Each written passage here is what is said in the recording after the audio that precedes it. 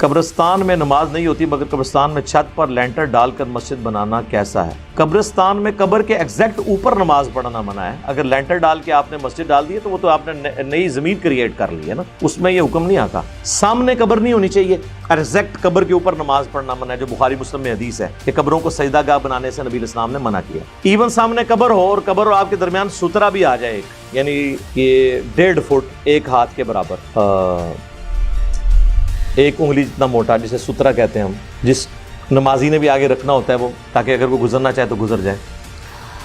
تو اگر وہ سترہ رکھا ہوا ہے تو ایون سامنے قبر بھی موجود ہے نا تو نماز ہو جائے گی۔ اس سے بڑی بات، نبی علیہ السلام جب طواف کعبہ کرتے تھے مکی دور کے اندر، یا نماز پڑھتے تھے کعبے کے اندر، تو کعبے کے اندر 360 بت رکھے ہوئے تھے، تو آپ کیا بتوں کی طرف منہ کر کے نماز پڑھ رہے تھے؟ اس لیے پڑھ رہے تھے کہ کعبے کی دیوار سترہ بن جاتی تھی، وہ کعبے کے اندر تھے، تو ان بتوں اور رسول اللہ کے درمیان کعبے کی دیوار سترے کے طور پہ آ جاتی تھی۔ اب اگر کوئی کسی جگہ پہ لینٹر اٹھاتا ہے اور اس کے اوپر مسجد بنا لیتا ہے تو وہ قبر سے تو ایلیویٹ ہو گیا، تو وہ بالکل درست ہوگی۔